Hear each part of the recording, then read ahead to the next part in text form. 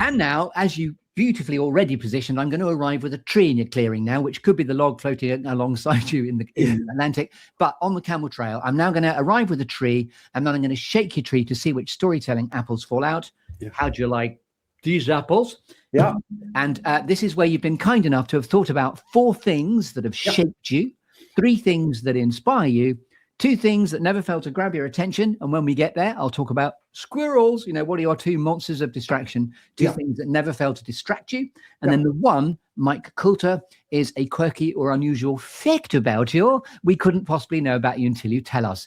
It's not a memory test, just to reassure the audience, and Mike knows particularly. So over to you to interpret the shaking of the canopy of your tree as you see fit. So Dad inadvertently pushed me towards a job that ultimately was working in a newspaper, and the newspaper sort of advertently pushed me into working in advertising. And then that was like, I don't know, 2 or 3 decades, relatively successful advertising. Worked in Germany, worked in Amsterdam, worked in New Zealand.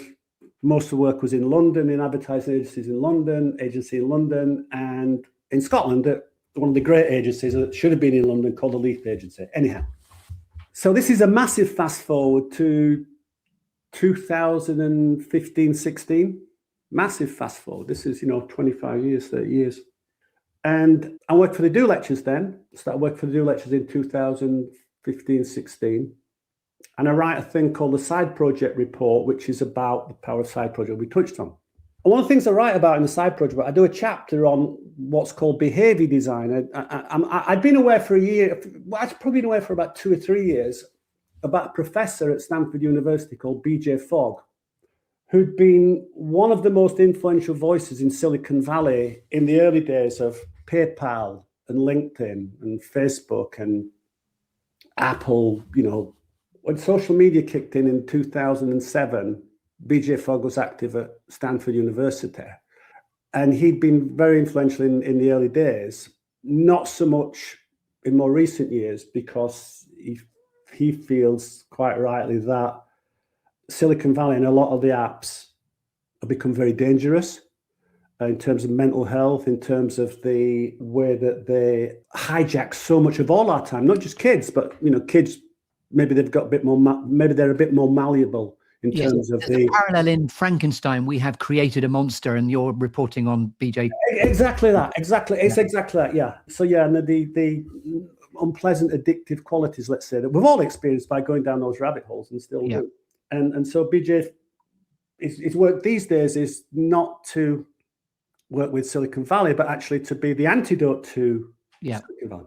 So point 3 and 4 that shaped me came from BJ Fogg. And the first one was he himself tried to do a startup in about 2010, and I won't say it nearly broke him, but it caused him a lot of stress and a lot of problems and things like that, and not a lot, but some behavioral issues he wasn't too crazy about.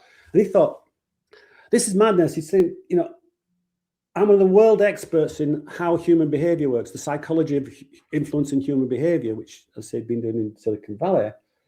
Yet I'm allowing these maladaptive and unhelpful habits to not just creep into my life, but affect me in terms of, I'm not dealing with stress as well as I should, or I've got some really maladaptive coping mechanisms.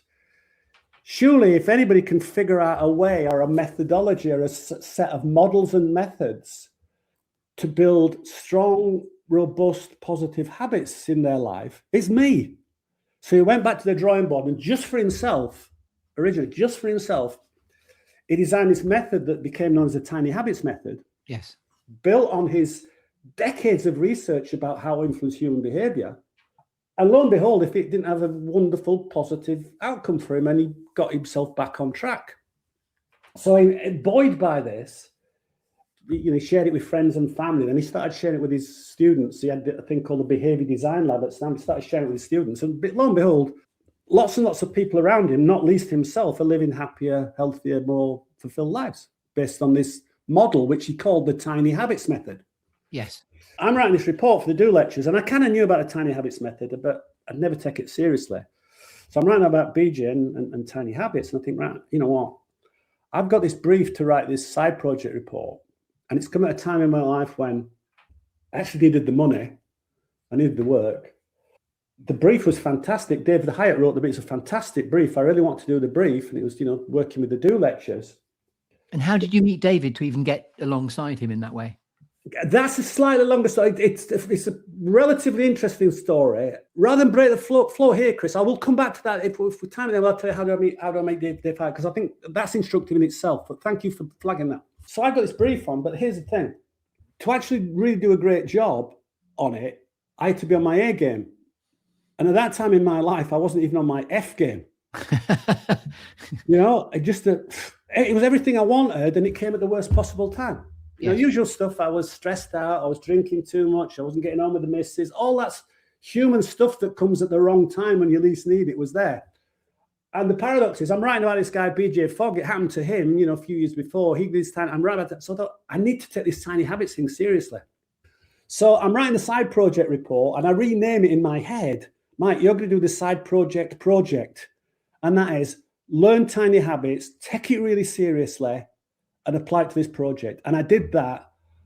And stone me if it worked in a really short period of time. So I got so blown away by this. A, we knocked the project out of the park, which was fantastic. But B, more importantly, this is the tree shaking bit. This is what shaped me bit is. I thought I need to know more about this. I've just discovered a superpower. I need to know more about this. So I looked into it. Are there any workshops in the UK? Can I find any tiny habits coaches in the UK? Nothing. Crickets. All I could find was that BJ and his sister ran this thing called the Tiny Habits Academy, where you could pay a pretty eye-watering amount of money for me at that time to train over about 8 weeks over Zoom to qualify as a coach. Now, I didn't want to be a coach. I wasn't interested in coaching it, but I wanted the information for my own personal application. So I bit the bullet and I paid it.